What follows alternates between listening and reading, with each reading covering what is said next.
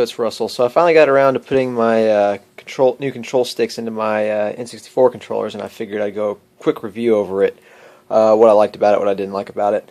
Here's a new control stick. Here is the old one right here.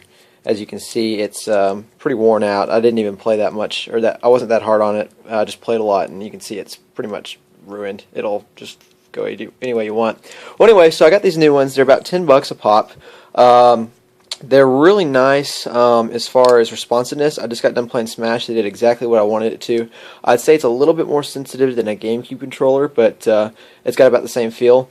It looks a little tacky. It's not nearly as comfortable as a GameCube controller because it's still that hard plastic.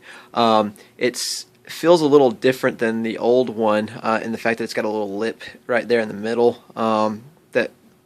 It just feels different. I wouldn't say one's necessarily better than the other, but this one's, as far as responsiveness goes, is definitely worth the money. It's really easy to get in the controller. Basically, you just you can find videos of it online, but you just come in there and you take all these screws out, and then there's 2 screws down there. Those are actually the hardest ones to get out.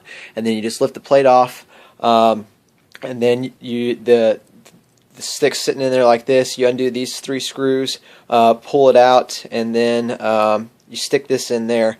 Now you'll notice, hopefully I can show it on the video. Well, this is a quarter ever work with me. But the blue one is the old one, and the white one's the new one. This is actually about a good 2 millimeters longer, and it's also a little bit wider, about a ½ millimeter wider on all the sides. So it won't fit in the controller. I actually had to get a sanding block and sand it down for a bit before I finally able to get the other one to go into this controller. It took me about 5 minutes of sanding, and it's rather annoying. It's not particularly difficult. It's just if you don't like sanding or you get really nervous about messing something up, then that's something to watch out for. I don't understand why, if they're using the standard model for an N64 controller, why everything else would fit perfectly but not the receptacle. But anyway, there's that. Anyway, like I said, I just got done playing Smash, and I had no problems whatsoever in any of the controls. Everything was responsive. Like I said, it was a little bit more sensitive than a GameCube controller. I really like the GameCube controller, and not only was it as responsive, but I think it was a little bit more sensitive, so I liked it even better.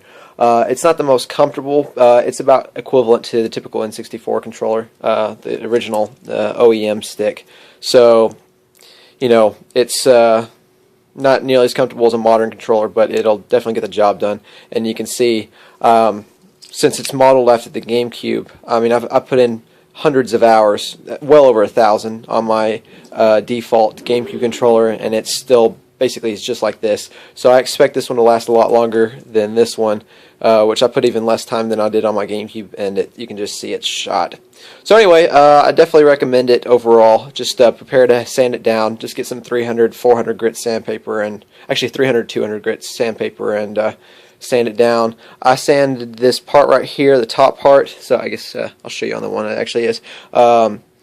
See those little lines there? Those aren't on the original OEM one, so you'll have to sand those down. And then I had to sand the back down a little bit and the sides a little bit down, but other than that, it worked out fine. So anyway, there's that.